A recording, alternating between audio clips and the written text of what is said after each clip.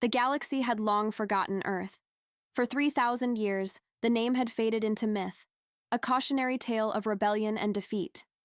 The Zarn Empire, vast and merciless, had wiped the blue planet from existence during the Great Purge.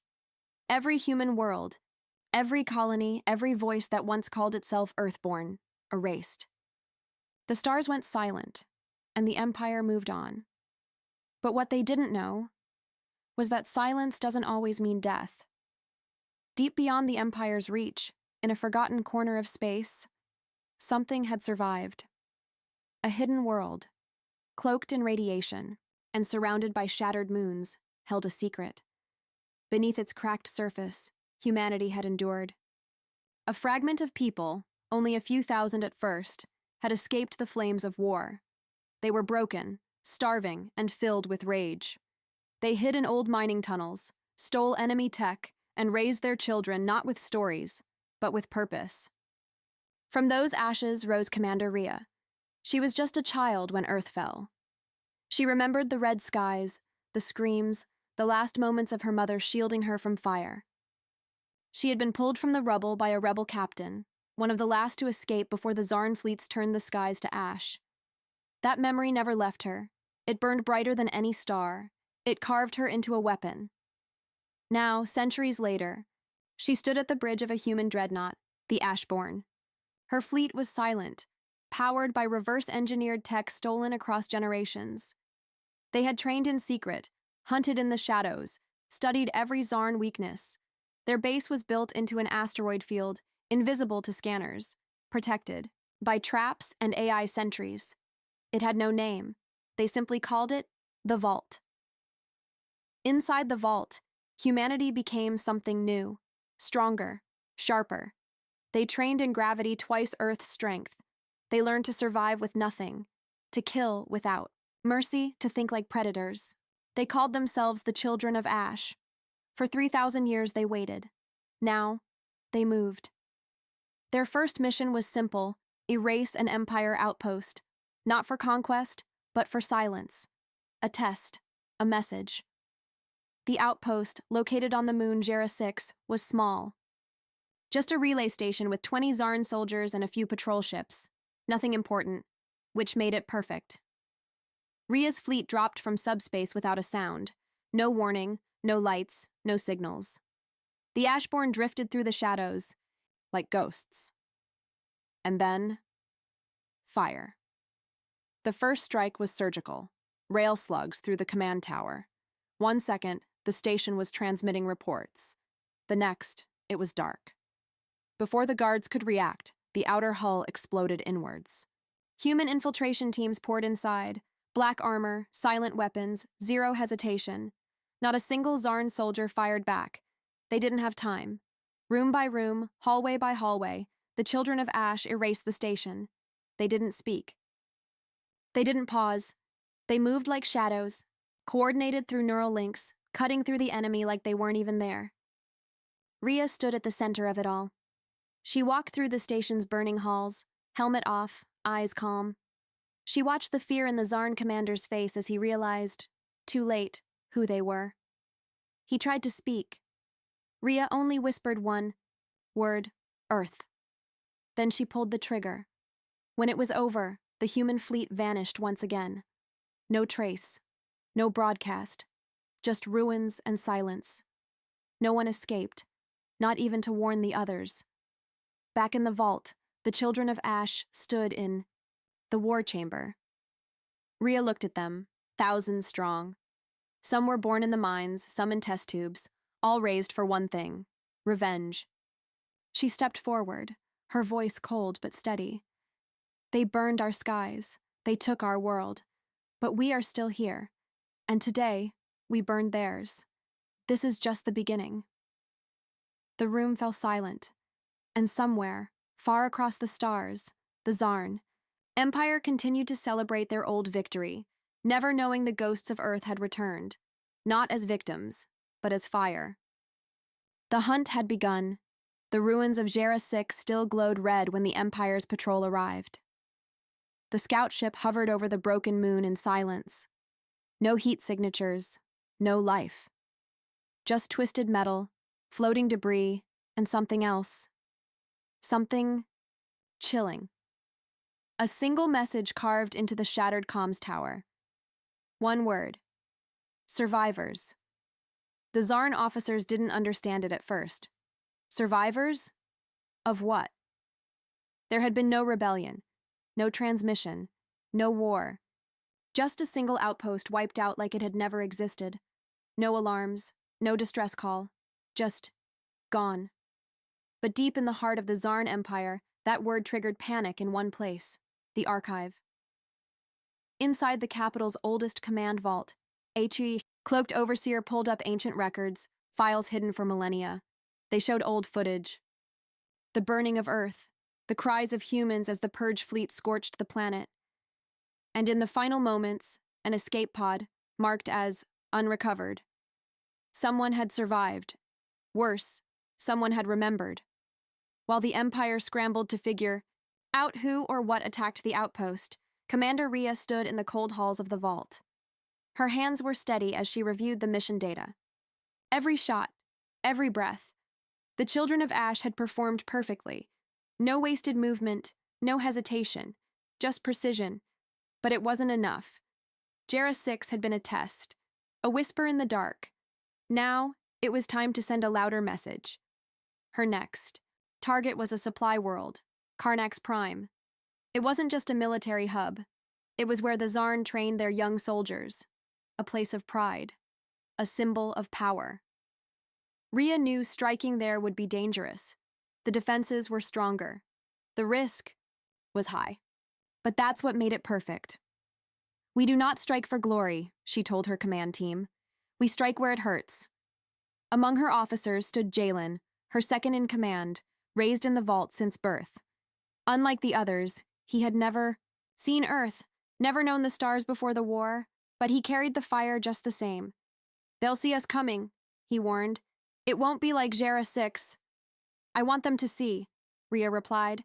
"I want the galaxy to remember who we are." The plan was bold. The Ashborn fleet would jump into Karnax's orbit, strike the shield generators in the first 20 seconds, then launch shock troops into the main military academy. The goal was not full destruction, it was fear, and so it began. At exactly 0400 Galactic time, the Ashborn appeared above Karnax Prime. Zarn scanners barely had time to blink. The shield towers lit up, then shattered under concentrated fire. From the blackness of space, human drop pods screamed through the sky like falling stars. Inside them were warriors bred for one thing: vengeance. The assault was brutal. Human soldiers landed in the middle of the training yards, where young Zarn cadets stood frozen, never having seen real war. The Children of Ash showed no mercy. Their blades cut silently, their guns fired clean. Rhea herself led the charge into the command hall. Inside, the Zarn general, a warlord who once gave the order to burn Earth, stood in disbelief. He remembered the humans, weak, disorganized, broken. But the woman standing before him now was none of those things. She wore armor forged from melted Empire hulls. Her eyes burned like coals. And behind her, her soldiers didn't shout. They didn't celebrate. They simply advanced. The general tried to activate the alarms. Rhea shot the panel before his hand could reach it. "This is for Earth," she said, and the hall exploded in fire.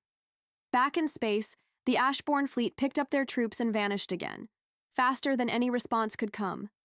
Karnax Prime burned behind them, not destroyed, but broken. Its pride shattered, its young warriors dead before they could even lift a weapon. The Zarn Senate met in emergency session. Whispers echoed through their halls. Earth was gone, wasn't it? Who were these ghosts in the dark? And how many more were out there? They didn't know. But on the edge of known space, in a hidden base carved from asteroid rock, humanity did. Rhea stood before her people, blood on her armor, her voice calm. "They thought we were dead. Now they know we're not." The room didn't cheer. The Children of Ash never celebrated.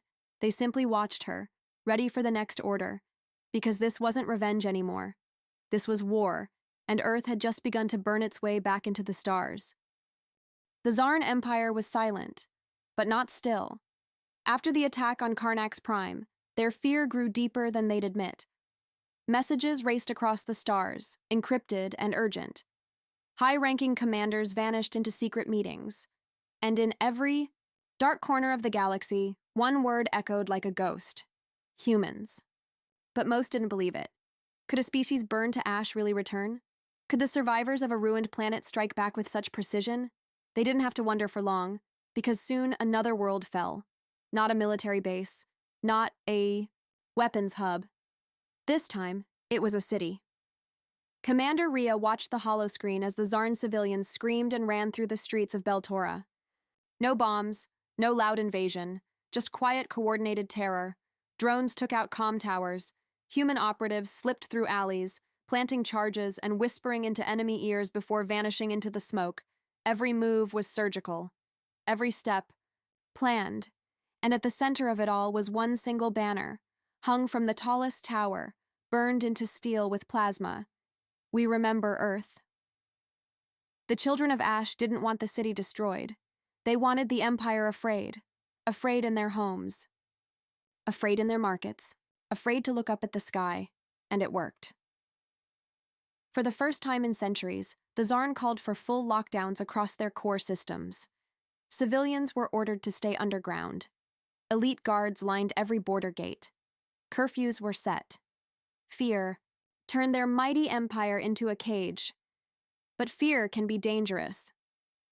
One senator, a powerful voice in the empire, stood before the council and shouted, "We should have finished the job. We should have cracked Earth's core, not just burned its surface," others shouted back. No one wanted to hear those words again. The purge had already made them hated by half the galaxy. Another act of total destruction might bring more enemies. But the senator was right about one thing. They hadn't finished the job, and now Earth was finishing it for them. Far beyond Zarn space, in the asteroid stronghold of the Ashborn, a new mission was underway. Jalen stood before a glowing map, eyes narrowed. "We've sent messages. Now let's send a warning." Commander Rhea nodded. "It's time to make them bleed." The target was bold. The forge moon of Gralvek. It was where the Empire built its warships, a floating metal city wrapped around a burning core. It was never supposed to fall. Its shields were stronger than anything in the quadrant. Its defenders were trained since birth. But the children of Ash had planned for this. They had waited, studied, watched every rotation of the moon, every guard shift, every blind spot. They didn't send a fleet. They sent ghosts. A single stealth cruiser slipped through the cracks. 10 elite operatives dropped onto the forge without a sound. What followed wasn't war. It was sabotage. Fuel lines burst. Cooling systems failed. Reactors overheated. By the time alarms rang, it was already too late. Gralvek didn't just fall. It exploded. One of the Empire's greatest strongholds was now a drifting cloud of burning metal. Back at their base, Rhea stood before a message console. This time, she didn't send silence. She sent a recording, the faces of her team, scarred, determined, her voice, clear, steady. "You took our world. Our children. Our sky. You thought time would make us weak. You were wrong." She paused. "And we're just getting started." The message went viral across the galactic net before the Empire could stop it. Species that once feared the Zarn now whispered of rebellion. Trade allies began to pull away, and in the dark, the survivors of other purged worlds reached out. Not all of them were human. Some had their own scores to settle, and suddenly, Earth was not alone. Rhea watched the stars from her ship's window, her reflection barely visible in the glass. "Thisai, Empire thought it burned us," she said quietly. "But they only lit the fire." Behind her, thousands of Ashborn prepared for the next mission. This wasn't just a war. It was a reckoning, and the galaxy had no idea how far the fire would spread. The explosion of Gralvek spread through the stars like wildfire. What was once the Empire's greatest shipyard now drifted in molten pieces across the void. The message from Commander Rhea had reached billions. But in the heart of the Zarn Empire, it hit harder than fire. Panic turned into rage. The High Lord of the Empire, Varnex the Red, stood in silence as footage played again and again. Humans, surviving, speaking, fighting. His golden eyes narrowed. They were dead, he hissed. No, answered his advisor. They were hiding. Varnex's voice rose like thunder. Then we burn what's left! He ordered a new weapon deployed. Something forbidden, something buried since the First Galactic War. Project Searstorm. It wasn't a fleet, it was a ship. One built for one purpose only: extinction. While the Empire prepared this monster, far from their eyes, the Ashborn were already moving again. Commander Rhea stood inside a black-walled room. Around her were leaders of old human colonies, secret survivors who had hidden on lost moons, deep-sea planets, even inside the Empire itself. One by one, they reported in. We're ready. More recruits arrived. Weapons are loaded. Then came a voice no one expected, gravelly, non-human. We will help too. It was a Trevak warrior, scars covering his scales. His people had fought the Empire once and lost. Now they wanted revenge. Rhea stared at him. You trust us? No, he replied. But we trust your hate. That was enough. Rhea smiled. The E. Fire had spread, from one broken world to dozens. It wasn't just humans anymore. It was every species the Empire had crushed, every voice it had silenced, rising like thunder through the void. The next strike had to send a message no one could. Ignore not a base, not a city, a symbol. They chose Vale's crown, the Empire's most sacred palace, a floating monument orbiting a sun, untouched for 1,000 years. No one would dare attack it. Until now. The mission was madness. Rhea knew it. They had no fleet, strong enough to take it in battle, so they used what they had: stealth, sabotage, fury, 5 stolen ships disguised as traitors, 1 hidden payload. The operatives landed on the crown during a royal ceremony. While nobles drank and laughed, the Ashborn moved through the shadows. They didn't aim for the guards, they went straight for the energy core, and when it overloaded, the crown didn't just fall, it shattered. Live across the galactic net, nobles and citizens alike watched their empire's greatest monument break apart in a storm of flame. No one celebrated that day, everyone feared. The Zarn homeworld trembled.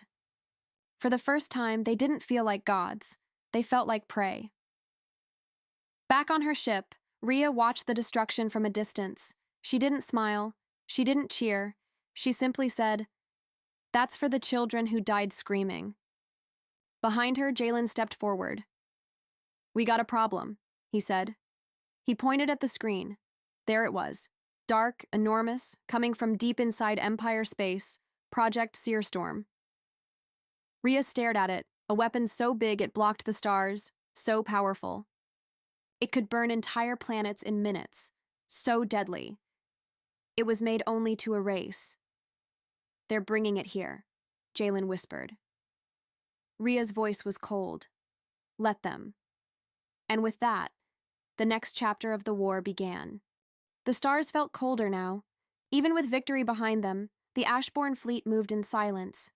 Everyone had seen it, Project Searstorm. It wasn't a ship. It was death wrapped in steel. It stretched over 100 kilometers long, shaped like a black spear pointed at the heart of any world. Powered by something ancient, something that pulsed like a heartbeat across space. It had no crew, only a command AI and a ghostly voice that warned enemies once. Only once. Commander Rhea stood on the bridge of the Vindicta, watching the data streams. "Time to impact?" she asked. 4 days, replied Jalen. "That's if it doesn't jump again." She didn't blink. "It will." Behind her, the lights flickered. Even the ship seemed to fear what was coming. While the Ashborn had rage, fire, and courage, they didn't have the power to match Searstorm head-on. Rhea knew it. So did her commanders. They had one choice: strike first or be erased. They couldn't run. Not now, not after what they'd started, but there was a whisper of hope. Dr. Kiva, one of the few surviving human scientists from the old world, stepped forward with a plan, a dangerous one. She called it the Ember Protocol. It wasn't just about stopping Searstorm. It was about turning the Empire's weapon against them. The idea was simple, but terrifying. Board the Searstorm. Reach the core. Plant a viral AI seed that would confuse its logic, and then aim it at the Empire itself. Rhea stared at Kiva. You want us to board that thing? Yes. With what? A prayer and a screwdriver? No. With this. Kiva opened a case. Inside was a black cube, still warm. Still humming, made from forbidden tech, something even the Empire had banned. Rhea didn't ask where it came from, she just nodded. Then we do it. They couldn't send a fleet, just one team, 5 hand-picked soldiers, each had nothing left to lose. They suited up in armor that blocked heat, sound, and even heartbeat. Total silence. Ghosts in the dark. Their names weren't spoken, their faces weren't shown. Even their ship, the Flicker, was a Shadow-class stealth craft, barely visible. To sensors, the launch window was short. Too short, and Searstorm moved fast. They had one shot. Either they reached it, or they vanished. The team jumped. The Flicker vanished into space, silent, fast, heading toward the monster. Back on the Vindicta, everyone waited. An hour passed. 2. Then, the signal came. One word. Inside. Rhea stood frozen. The ghosts had landed, and now they were inside the beast. Far away, on the Zarn homeworld, High Lord Varnek smiled. Let them try, he thought. Let them crawl into the jaws of death. They'll find out what extinction feels like. But he didn't know. The ghosts weren't afraid of death. They came from Earth, and Earth had already died. Now it was time to teach the galaxy how. Inside the belly of the beast, everything was dark. The air was thin, cold, too quiet. The boarding team moved through the giant metal halls of Searstorm, their footsteps silent on the polished black floors. Even sound didn't echo here. Everything about the ship felt wrong, too smooth, too empty, like it had been built by machines, for machines. Their leader, Sergeant Dax, raised a hand. The team stopped. Just ahead, a glowing red line pulsed along. The wall motion sensors. One step across it, and the ship would wake. And if that happened, they were dead. Dax turned to Shade, their tech expert. She knelt beside the wall, pulled out the AI cube, and began connecting wires. Her fingers moved fast. Precise. No hesitation. 2 minutes, she whispered. Behind them, a soft hum began to grow. One of the soldiers, Reef, looked back. I think the ship knows we're here, he said. Then tell it we came to kill it, Dax growled. Suddenly, the lights flickered red. The corridor changed. Doors began to close. Walls shifted. The ship was rebuilding itself, trapping them inside. Shade snapped the last cable into place and slammed the cube into the core socket. The floor shook. Then, silence, everything, stopped. Lights, doors, sound, even gravity. Then a voice filled the air. Soft, cold, artificial. Command override accepted. New target? Dax looked at the screen on his wrist. He pulled up one image. The Zarn homeworld. He uploaded it. The voice responded, confirmed, target locked. Searstorm had just turned, and now it was heading for the Empire. But the team wasn't safe yet. The ship had defenses, and something inside didn't like being controlled. From deep within the walls, hunter drones began to move. Sleek, fast, sharp. They came in swarms. The team ran. Through collapsing bridges, over fire-lit vents. Reef was hit, twice, but kept going. Shade was bleeding. Dax had to drag her. They reached the extraction point with seconds to spare. Their escape pod shot out of the Searstorm just as the ship turned its massive engines and vanished into hyperspace. Back on the Vindicta, Rhea watched the signal. She saw the pod return. She saw the Searstorm jump, not toward them, but straight for the Zarn capital, and she knew the end had begun. On the Zarn homeworld, alarms screamed. Varnek stood in his war tower as the sky turned black. People ran in panic. Towers fell. The great shield activated, but it was too late. A burning spear came from the stars, and the Empire's greatest weapon crashed into its own creators. A flash of white, a roar that shook space, and then nothing. Silence. One moment, the Zarn ruled the galaxy. The next, they were gone. Rhea stood on the command deck, watching the blank screen where the Empire used to be. Jalen stepped beside her. Is it over? She shook her head. No, it's just beginning. All across the stars, survivors rose. Old enemies became allies. The Ashborn were no longer alone. Humanity had returned, not to beg, not to serve, but to lead the rebellion that would burn the last ashes of the old empire and build something new from the fire. Inside the belly of the beast, everything was dark. The air was thin, cold, too quiet. The boarding team moved through the giant metal halls of Searstorm, their footsteps silent on the polished black floors. Even sound didn't echo here. Everything about the ship felt wrong, too smooth, too empty, like it had been built by machines, for machines. Their leader, Sergeant Dax, raised a hand. The team stopped. Just ahead, a glowing red line pulsed along. The wall motion sensors. One step across it, and the ship would wake, and if that happened, they were dead. Dax turned to Shade, their tech expert. She knelt beside the wall, pulled out the AI cube, and began connecting wires. Her fingers moved fast. Precise. No hesitation. 2 minutes, she whispered. Behind them, a soft hum began to grow. One of the soldiers, Reef, looked back. I think the ship knows we're here, he said. Then tell it we came to kill it, Dax growled. Suddenly, the lights flickered red. The corridor changed. Doors began to close. Walls shifted. The ship was rebuilding itself, trapping them inside. Shade snapped the last cable into place and slammed the cube into the core socket. The floor shook. Then, silence, everything, stopped. Lights, doors, sound, even gravity. Then a voice filled the air. Soft, cold, artificial. Command override accepted. New target? Dax looked at the screen on his wrist. He pulled up one image. The Zarn homeworld. He uploaded it. The voice responded, confirmed, target locked. Searstorm had just turned, and now it was heading for the Empire. But the team wasn't safe yet. The ship had defenses, and something inside didn't like being controlled. From deep within the walls, hunter drones began to move. Sleek, fast, sharp.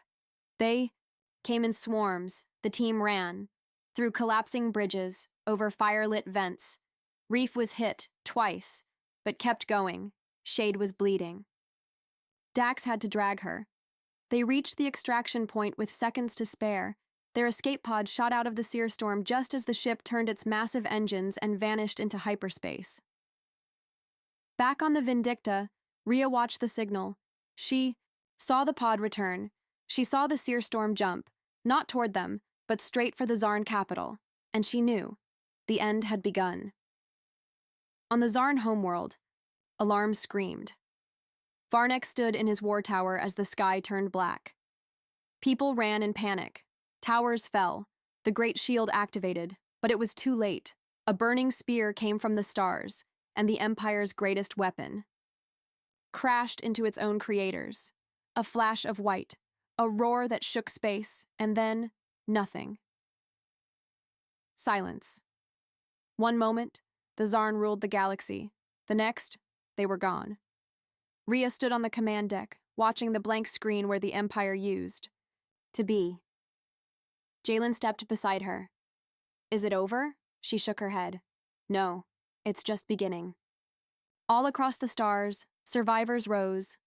Old enemies became allies. The Ashborn were no longer alone. Humanity had returned, not to beg, not to serve, but to lead the rebellion that would burn the last ashes of the old empire and build something new from the fire. Inside the belly of the beast, everything was dark. The air was thin, cold, too quiet. The boarding team moved through the giant metal halls of Searstorm, their footsteps silent on the polished black floors. Even sound didn't echo here. Everything about the ship felt wrong, too smooth, too empty, like it had been built by machines, for machines. Their leader, Sergeant Dax, raised a hand. The team stopped. Just ahead, a glowing red line pulsed along. The wall motion sensors. One step across it, and the ship would wake, and if that happened, they were dead. Dax turned to Shade, their tech expert. She knelt beside the wall, pulled out the AI cube, and began connecting wires. Her fingers moved fast. Precise. No hesitation. 2 minutes, she whispered. Behind them, a soft hum began to grow. One of the soldiers, Reef, looked back. I think the ship knows we're here, he said. Then tell it we came to kill it, Dax growled. Suddenly, the lights flickered red. The corridor changed. Doors began to close. Walls shifted. The ship was rebuilding itself, trapping them inside. Shade snapped the last cable into place and slammed the cube into the core socket. The floor shook. Then, silence. Everything stopped. The galaxy was quiet. For the first time in thousands of years, no orders came from the Empire. No patrols, no warnings, no threats. The Zarn homeworld was gone, a burning grave in the void. But from that silence, something new began to rise. Across distant star systems, lights began blinking. Hidden human colonies once thought lost now came online. They had survived in caves, under ice, inside asteroid belts. They had waited, watching the stars, teaching their children Earth's story like a holy song. And now, they answered the call. We are Ashborn. The signal echoed across space, dozens of human voices, then hundreds, then thousands. Rhea stood, on the bridge of the Vindicta, watching the galaxy change. Jalen turned to her. They're coming, all of them. Rhea nodded. Good, we'll need them. But not all species celebrated Earth's return. Some feared it, others plotted revenge. One warlord, a former ally of the Empire, sent a fleet to strike what was left of the Ashborn. His mistake. He thought they would retreat. Hide. Beg. He didn't. Understand. Earth was not dead. It had just been sleeping. The Ashborn didn't run. They met the fleet in deep space. They fought like shadows, fast, angry, cold. And when it was over, not one enemy ship remained, but Rhea knew war wasn't the goal anymore. It was time to rebuild. The Ashborn called a summit, the first in 3,000 years, not just humans, but aliens who had been slaves to the Zarn, worlds that had been burned, broken, forgotten. They came, slowly, carefully. They had heard the stories of a dead planet, now risen in flame. They met in orbit above a peaceful blue world. Terraformed moon the Ashborn named New Earth. No throne, no emperor, just a round table and a promise. We don't want to rule, Rhea said. We want no empire, only freedom. A long silence followed. Then a voice, alien and strange, replied. Then, we follow you. And just like that, a new alliance was born. One not of fear, but fire. One not of control, but choice. In the darkness between stars, stories spread. Stories of Earth, of survivors in ash, of a people who rose from death, not to conquer, but to remind. The galaxy. We remember who burned us. We remember the silence, and we will never let it happen again. Far from the summit, in the ruins of the old Earth system, a single flower bloomed. Red, bright, alive. It grew from blackened soil, the last child of a world destroyed, and the first seed of what would come next. Because Earth wasn't just a planet. Anymore, it was a promise. You can break our bodies, but never our will. We are humanity, and we are never truly gone.